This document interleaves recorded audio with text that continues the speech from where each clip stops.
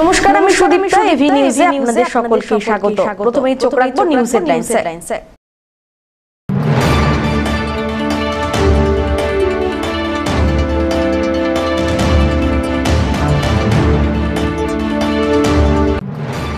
এবার ইসলামপুরকে আলাদা জেলার দাবি নিয়ে উত্তরবঙ্গ উন্নয়ন মন্ত্রীকে স্মারকলিপি প্রদান কংগ্রেসের।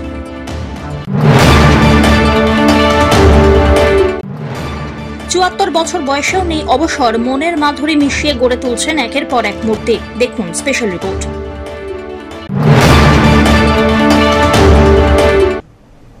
এবার আসছে বিস্তারিত সংবাদে। এবারে ইসলামপুরকে আলাদা জেলার দাবি নিয়ে উত্তরবঙ্গ উন্নয়ন মন্ত্রীকে স্মারকলিপি প্রদান কংগ্রেসের। উত্তরবঙ্গের আলিপুরদুয়ার এবং কালিম্পং আলাদা জেলা ঘোষণা করার পর ইসলামপুরকে আলাদা জেলা করার দাবি নিয়ে আন্দোলনের কৌশল শুরু করল কংগ্রেসের ইসলামপুর জেলা নির্মাণ কমিটি। বুধবার তাদের আলাদা জেলা করার দাবিপত্র তুলে দিলেন উত্তরবঙ্গ উন্নয়ন মন্ত্রী উদয়ন গুহর হাতে। দাবিপত্র তুলে দেন ইসলামপুরের প্রাক্তন কংগ্রেস বিধায়ক তথা কংগ্রেসের রাজ্য সম্পাদক আলী ইমরান রমেজ ওরফে ভিক্টর। সময়ের সঙ্গে সঙ্গে শহর বাড়লেও বাড়েনি পরিকাঠামোর উন্নয়ন, শিক্ষা সংস্কৃতি সব দিক থেকেই পিছিয়ে উত্তর দিনাজপুরের ইসলামপুর। তাদের যাবতীয় কাজ করতে ভরসা করতে হয় রায়গঞ্জের ওপর। তাই মানুষের সুবিধার্থে ইসলামপুরের সামগ্রিক উন্নয়নের স্বার্থে ইসলামপুরকে আলাদা জেলা করার দাবি জানালেন ভারতের জাতীয় কংগ্রেস। বুধবার ইসলামপুর জেলা নির্মাণ কমিটির প্রতিনিধি দল শিলিগুড়ির উত্তরকন্যায় অবস্থিত হয়ে তাদের দাবিপত্র তুলে দেন। সংগঠনের পক্ষ থেকে ভিক্টর জানিয়েছেন, উন্নয়নের নিরিখে ইসলামপুর আজও বঞ্চিত। কোনো শিক্ষা প্রতিষ্ঠান নেই ভালোভাবে। একটি কলেজ রয়েছে, তাতেও প্রায় 18,000 ছাত্রছাত্রী একসঙ্গে পড়াশুনো করে, যা ভারতবর্ষে একটি নজির। সেই কারণে আলাদা রাজ্যের দাবি জানান তারা। আগামীতে তাদের দাবি আরও জোরালো হবে বলেও হুঁশিয়ারি দিয়েছেন তারা। অন্যদিকে দাবিটিকে সহানুভূতির সঙ্গে দেখা হবে বলে জানিয়েছেন উত্তরবঙ্গ উন্নয়ন মন্ত্রী উদয়ন গুহ। তিনি দ্রুত এই দাবি মুখ্যমন্ত্রীর কাছে পাঠাবেন বলেও জানান।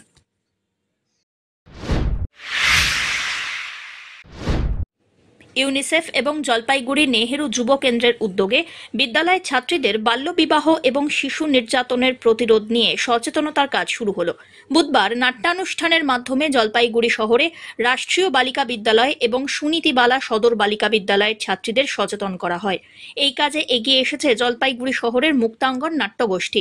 সুনীতিবালা সদর বালিকা বিদ্যালয়ের শিক্ষিকা সুবর্ণা দাস জানান, ছাত্রীদের এই দুটি বিষয়ে সচেতন করার উদ্দেশ্য নিয়েই নাটক পরিবেশন করা হয়েছে।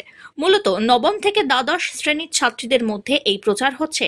একই সঙ্গে এই ধরনের কোনো ঘটনা ঘটলে কি করণীয়, কোথায় কোন নম্বরে যোগাযোগ করা হবে, সবকিছু জানানো হয়। আজকে এখানে মুক্তাঙ্গন নাট্য সংস্থা থেকে একটি সমাজ সচেতনতামূলক নাটক পরিবেশিত হলো। এখানে ক্লাস 9 থেকে 12 পর্যন্ত মেয়েরা উপস্থিত ছিল। মেয়েদের মধ্যে সচেতনতামূলক বার্তা দেওয়ার জন্যই এই প্রয়াস। তাদের এই প্রয়াসে আমরা অভিভূত। মেয়েরাও অত্যন্ত আনন্দের সঙ্গে উপভোগ করেছে এবং তারা এই বার্তা নিয়ে গেছে যে বাল্য বিবাহ বন্ধ করার জন্য কি করণীয়, যদি কখনো নিজেদের এলাকায় এরকম কোনো ঘটনা ঘটে বা নিজেদের ক্ষেত্রে এরকম ঘটনা ঘটে, তাহলে তারা কি করবে সেই সম্পর্কে ওরা আজকে বার্তাটি এখান থেকে নিয়ে গেল।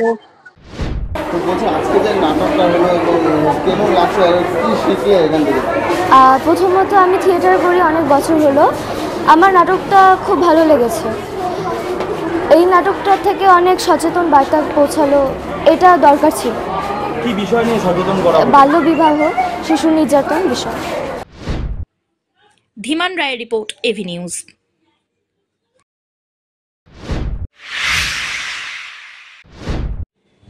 জলপাইগুড়ি পুরসভা এলাকার বিভিন্ন রাস্তায় ইতিমধ্যেই সংস্কারের কাজ শুরু হয়েছে। জীর্ণ রাস্তায় সিসি পাথের কাজ চলছে। এমনই চিত্র দেখা গেল পুরসভার 2 নম্বর ওয়ার্ডের একটি জায়গায়। ওয়ার্ডের পুলিশ লাইন এলাকায় প্রায় 500 থেকে 700 মিটার সিসি পাথ তৈরির কাজ চলছে বলে জানিয়েছেন স্থানীয় কাউন্সিলর মহুয়া দত্ত বন্দ্যোপাধ্যায়। তিনি বলেন, এমনিতেই 2 নম্বর ওয়ার্ডের রাস্তাগুলির অবস্থা একদমই ভালো নয়, কিন্তু বর্তমানে পুর কর্তৃপক্ষের উদ্যোগে নতুন করে রাস্তা তৈরির কাজ শুরু হয়েছে। এই জন্য পুরসভাকে সাধুবাদ জানানো হয়। রাস্তাগুলোর তো 2 নম্বর ওয়ার্ডের রাস্তা তো খুবই খারাপ। তো আস্তে আস্তে পৌরসভার উদ্যোগে চেয়ারপারসন এবং ভাইস চেয়ারম্যান এবং আমাদের চেয়ারম্যান কাউন্সিলর সবাই উদ্যোগে আমার 2 নম্বর ওয়ার্ড আস্তে আস্তে এখন রাস্তা হচ্ছে এবং পৌরসভাকে কৃতজ্ঞতা জানাই, আমাদের ওয়ার্ডবাসীও জানাচ্ছে এবং আমিও জানাচ্ছি।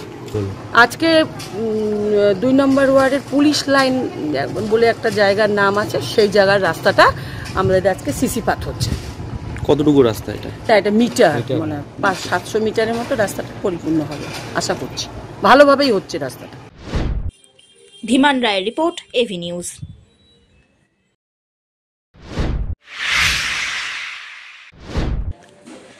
ডুয়ার্সের লোকালয় থেকে সাত সকালে বিশাল অজগর সাপ উদ্ধারের ঘটনাকে কেন্দ্র করে ব্যাপক চাঞ্চল্য ছড়ালো। বুধবার ডুয়ার্সের মেটালি ব্লকের চালসা সংলগ্ন মহাবাড়ি এলাকায় একটি অজগর সাপকে দেখতে পান স্থানীয়রা। সাপটি দেখার পরে আতঙ্কিত হয়ে পড়েন তারা। স্থানীয় যুবকরাই অজগরটি উদ্ধার করেন, পরে সেটিকে বন দপ্তরের হাতে তুলে দেওয়া হয়। এদিকে সুস্থ থাকায় এই দিনই সেটিকে জঙ্গলে ছেড়ে দেওয়া হয়েছে বলে খবর। অজগরটি লম্বায় প্রায় 12 ফিট বলে জানা গিয়েছে।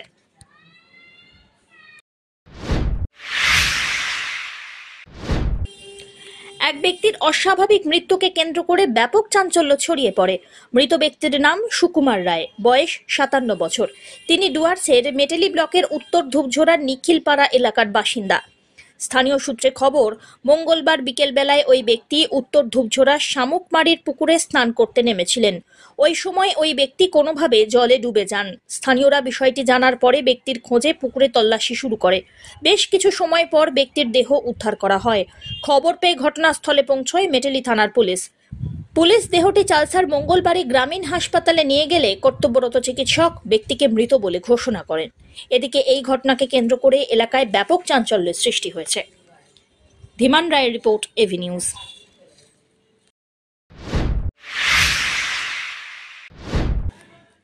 ৭৪ বছর বয়সেও অবসর নেই। চাকরি জীবন শেষ হলেও হাতের কাজে ব্যস্ত ৭০ যুবক। তার হাতের তৈরি নেতাজি, দুর্গা, ডাইনোসর শুধুমাত্র জলপাইগুড়ি নয়, দেশের বিভিন্ন প্রান্ত, এমনকি পাড়ি দেয় বিদেশেও। না, কোনো মৃৎশিল্পী নন। কাঠের উপর ছেনি, হাতুড়ি, রঙের মিশ্রণে তৈরি করেন বিভিন্ন প্রতিকৃতি। প্রত্যেক মানুষের ভিতরে যে লুকিয়ে থাকে সুপ্ত শিল্পী সত্তা, তা শার্টের ঘরে গিয়ে বুঝতে পান সার্ফের মোড়ের বাসিন্দা সুবীর মিত্র।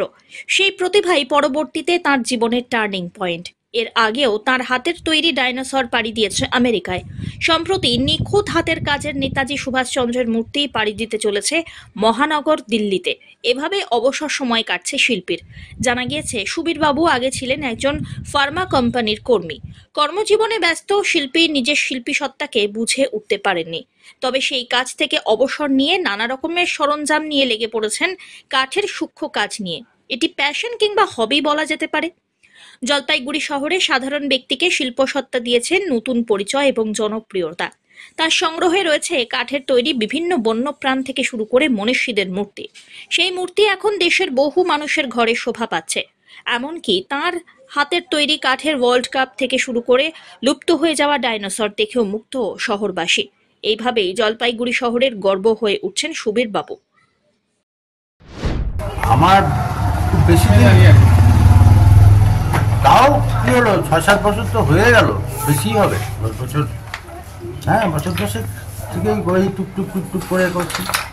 আমি বিশ্বকাপ বানাইছিলাম, তুমি তো সেটাও নিয়ে গেছিলাম, খুব ভালো রেসপন্স পাইছিলাম। তোমার লাস্ট যে কাতার বিশ্বকাপ হলো, ফুটবল বিশ্বকাপ, সেটা তো যে খুব। এবার কি বানাচ্ছেন কাঠে? এবার এই হিসেব ইচ্ছা আছে, দেখি ক্রিকেট বিশ্বকাপটা বানানোর ইচ্ছা আছে। আর এখন কি বানাচ্ছেন? নেতাজি, ডাইনোসর? হ্যাঁ, ওই তো এখন নেতাজি মোটামুটি কমপ্লিট করে ফেলছি। ডাইনোসরটা এরকম এখনো বাকি আছে। একটা ডাইনোসর আমেরিকাও গেছে শুনে। হ্যাঁ, এই ছোট সাইজ করে দিয়েছিলাম। এটা দেখেই পছন্দ করে অর্ডার দিছিল, বলছিল করে দেবে, কারণ করে নিয়ে যেতে হবে। কারণ এত বড় জিনিস ইস্যুতে প্লেনে নিয়ে যেতে গেলে তোমাকে লাগেজ করতে হবে, করতে হবে, অনেক ঝামেলা হয়ে যায়। লাগেজ করতে গেলে আবার পেপারস তৈরি করতে হবে, অনেক লাফড়া হয়ে যায়। সেই জন্য আমি, এটাকে নেশা না পেশা? এটা অ্যাকচুয়ালি নেশা। আমি আড্ডাটা না মেরে এই নিয়েই থাকি, তাতে সময়টা ভালো কাটে। আর সবচেয়ে বড় কথা, কোনো জিনিস বানানোর পরে মনের যে আনন্দটা, ওটার একটা আলাদা। অমিত বণিকের রিপোর্ট, এভি নিউজ।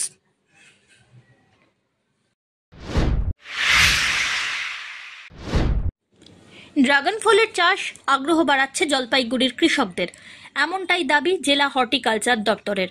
এই চাষে কৃষকদের সরকারিভাবে আর্থিক অনুদানের সঙ্গে বিনে পয়সায় চারা গাছ দেওয়া হচ্ছে। জেলায় এই মুহূর্তে প্রায় 40 থেকে 50 বিঘা জমিতে ড্রাগন ফলের চাষ হচ্ছে। কৃষকরা প্রতি কেজি ড্রাগন ফলের দাম পাচ্ছেন প্রায় 250 টাকা। একসময় ড্রাগন ফলের চাষ বিদেশে হতো, বর্তমানে পশ্চিমবঙ্গে এই চাষ হচ্ছে। জলপাইগুড়ির মোহিতনগরের ফার্মে কয়েক বিঘা জমিতে ড্রাগন ফলের চাষ হয়। এখানে মূলত লাল রঙের ড্রাগন চাষ হচ্ছে, কারণ এই লাল রঙের ড্রাগন ফলের জনপ্রিয়তা অনেক, স্বাদও বেশি, তাই গুণও অনেক বেশি। ক্যান্সার প্রতিরোধের ক্ষমতাও আছে ডায়াবেটিস রোগীদের জন্য উপযোগী সরঞ্জাম। কোনো কৃষক ড্রাগন ফলের চাষ করতে যদি ইচ্ছুক থাকেন, তাদের সরকারিভাবে উদ্যান কানন দপ্তরের পক্ষ থেকে চারা গাছ বিতরণ করা হচ্ছে। এছাড়াও কৃষকরা যদি নিজেদের উদ্যোগেই বাগান করে থাকেন, তাদেরকেও সরকারি সহযোগিতা এবং আর্থিক সাহায্য করা হচ্ছে। সরকারি অনুদান 40 থেকে 50%। এই ফলের চাষ করতে হলে জমিতে একটি খুঁটি পুঁততে হবে। একটি খুঁটিতে 4টি গাছ করা যেতে পারে। প্রত্যেক বছর উত্তরবঙ্গে মে থেকে জুন মাসে বাজারে আসতে শুরু করে ড্রাগন ফ্রুট। মে জুন থেকে শুরু করে অক্টোবর পর্যন্ত ড্রাগন ফল পাওয়া যায়। হর্টিকালচার দপ্তরের আধিকারিক ডক্টর খুরশিদ আলম এ বিষয়ে কি বললেন, শোনা যাক। এটা মূলত একসময় এটা থাইল্যান্ড বা ফিলিপাইন্সে ওখানে চাষ হতো বাণিজ্যিকভাবে, কিন্তু বিগত কয়েক বছর ধরে উত্তরবঙ্গ তথা পশ্চিমবঙ্গে এটা বাণিজ্যিকভাবে চাষ হচ্ছে এবং এখন বাজারে বেশ জনপ্রিয় হয়েছে এই ড্রাগন ফল চাষটা। এবং এখানে মূলত যেটা লাল রঙের যে ফ্লেসটা হয় সেটা এখানে বেশি জনপ্রিয়, কারণ এটা স্বাদ অনেক বেশি এবং এটা জনপ্রিয় হওয়ার একটা অন্যতম কারণ এটা হচ্ছে ক্যান্সার প্রতিরোধের ক্ষমতা আছে এবং হচ্ছে ডায়াবেটিক পেশেন্ট যারা, তাদের জন্য কিন্তু এটা খুবই উপযুক্ত। আমাদের জলপাইগুড়িতে প্রায় 40 থেকে 50 বিঘার মতো চাষ হচ্ছে এবং চাষিরা এখন মোটামুটি 200 থেকে 250 টাকা কেজি দরে তারা পাচ্ছে দাম। আমরা যেহেতু দুভাবে চাষিদের আমরা সহায়তা করে থাকি, একটা হচ্ছে আমরা চাষিদের বিনামূল্যে সরকারি আমাদের উদ্যান পালন দপ্তরের পক্ষ থেকে বিনামূল্যে চারা বিতরণ করে থাকি, এটা যেমন একটা সাহায্য করি। পাশাপাশি হচ্ছে যদি কেউ নিজের উদ্যোগে বাগান করে, সেক্ষেত্রেও আমরা কিন্তু সরকারি সহায়তা বা আর্থিক যে সাবসিডি সেটা আমরা দিয়ে প্রদান করে থাকি। হ্যাঁ, সেক্ষেত্রে হচ্ছে একটা আমাদের যে গভর্নমেন্টের যে 50% সাবসিডি বা 40% সাবসিডি সেটা আমরা দিয়ে থাকি। ওটা গভর্নমেন্ট আর্থিক মানে টাকা আর কি একটা সাবসিডি দেওয়া প্রদান করা হয়। ক্ষেত্রে ওনাকে আমাদের জেলা উদ্যান পালন দপ্তর যে আছে জলপাইগুড়ি সেখানে যোগাযোগ করতে হবে, অথবা যদি অন্য জেলার হয় সেক্ষেত্রে জেলা যে অফিস আছে সেখানে যোগাযোগ করতে হবে। সেক্ষেত্রে তাহলে তারা বিনামূল্যে যে এই চারা সেটা কিন্তু পেয়ে যাবে। জমির মধ্যে কত চারা দিচ্ছেন? না, এটা হচ্ছে আমরা সাধারণত একটা এর জন্য খুঁটি দরকার হয় বিশেষত, কারণ এটা যেহেতু একটা ক্যাকটাস বা সাকুলেন্ট গোত্রের গাছ। হ্যাঁ, এটা খুঁটি দরকার হয়। একটা খুঁটিতে সর্বোচ্চ 4টা করে গাছ লাগানো যায়। সেই হিসাবে সে যদি 1 বিঘা 2 বিঘা করতে চায়, প্রথম দিকে আমার যেটা পরামর্শ, প্রথমে অল্প করে করা ভালো, তারপরে বাজার সম্পর্কে ধারণা তৈরি হলে তারপরে সে আরো এলাকা বাড়াতে পারে। বিগত কয়েক বছরে উত্তরবঙ্গে বেশ জনপ্রিয় হয়েছে এবং চাষিরা যা এর মধ্যে যা ইনভেস্ট বা খরচ করবে তার চেয়ে দ্বিগুণ লাভ করতে পারবে চাষিরা খুব কম সময়ে। এবং এখানে হচ্ছে আমাদের মূলত এখানে উত্তরবঙ্গে মূলত মে জুন মাস থেকে এটা বাজারে আসতে শুরু করে এবং একদম সেপ্টেম্বর অক্টোবর পর্যন্ত এই বাজারে পাওয়া যায়। দ্বিতীয় দিনেই জমজমাট ভারতীয় কৃষি অনুসন্ধান পর্ষদের অধীনস্থ কেন্দ্রীয় মৎস্য শিক্ষা সংস্থানের প্রশিক্ষণ শিবির। জলপাইগুড়ি সদর ব্লকের দাসপাড়ায় স্থানীয় 20 জন মৎস্য চাষীদের নিয়ে ভারতীয় কৃষি অনুসন্ধান পর্ষদের অধীনস্থ কেন্দ্রীয় মৎস্য শিক্ষা সংস্থানের উদ্যোগে চলছে 3 দিন ব্যাপী প্রশিক্ষণ। মঙ্গলবার থেকে শুরু হওয়া এই প্রশিক্ষণ চলবে বৃহস্পতিবার পর্যন্ত। আধুনিক ও বিজ্ঞানসম্মত উপায়ে মিষ্টি জলে কি করে মৎস্য চাষীরা মাছ চাষ করবেন তার খুঁটিনাটি বিষয়ে হাতে কলমে প্রশিক্ষণ দেবার কাজ শুরু হয়েছে।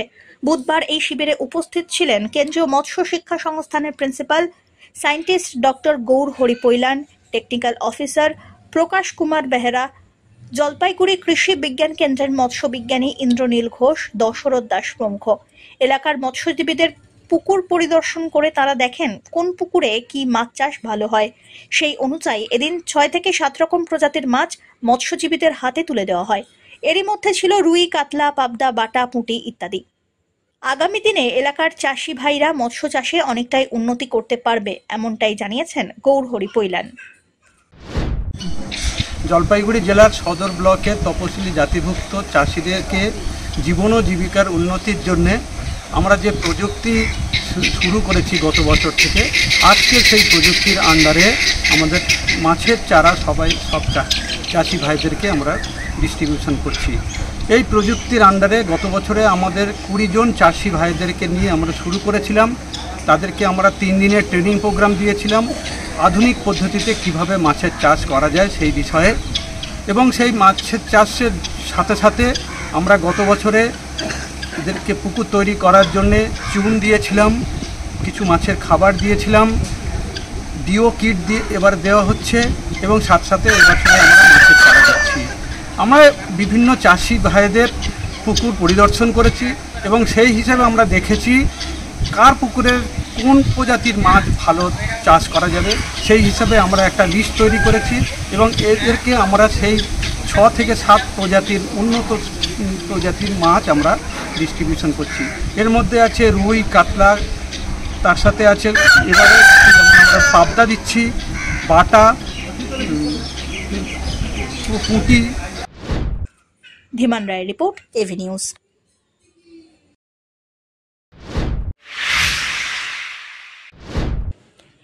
ক্রীড়া মন্ত্রণালয়ের উদ্যোগে এবং স্পোর্টস অথরিটি অফ ইন্ডিয়ার ব্যবস্থাপনায় খেলো India rising talent identification Jalpaiguri বিশ্ব বাংলা ক্রীড়াঙ্গনে অনুষ্ঠিত হয়ে গেল। উত্তরবঙ্গের ক্ষেত্রে 5টি সেন্টার করা হলেও জলপাইগুড়ি জেলায় রয়েছে 4টি।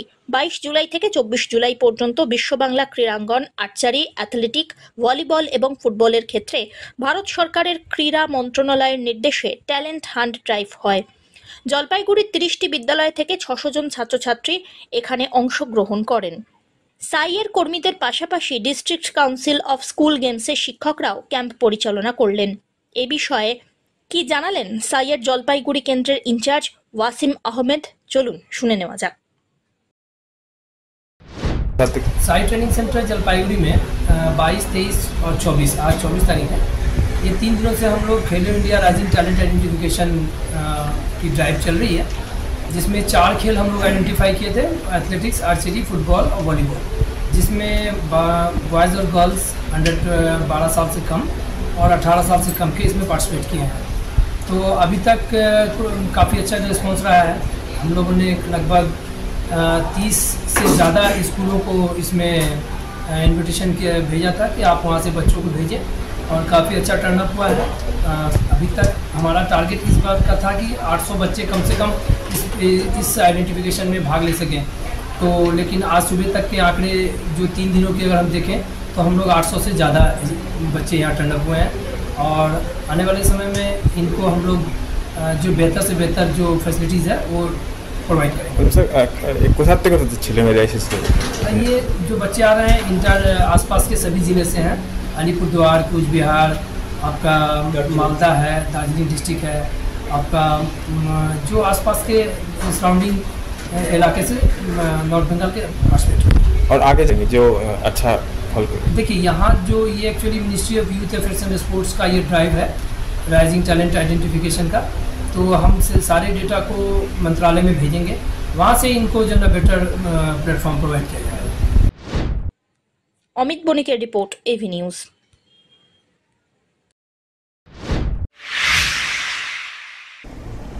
শেষ করবার আগে নিউজ হেডলাইন্স আরো একবার।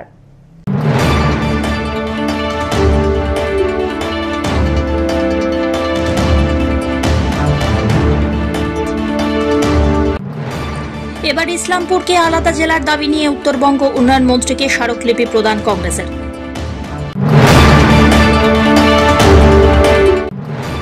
৭৪ বছর বয়সেও নেই অবসর, মনের মাধুরী মিশিয়ে গড়ে তুলছেন একের পর এক মূর্তি। দেখুন স্পেশাল রিপোর্ট।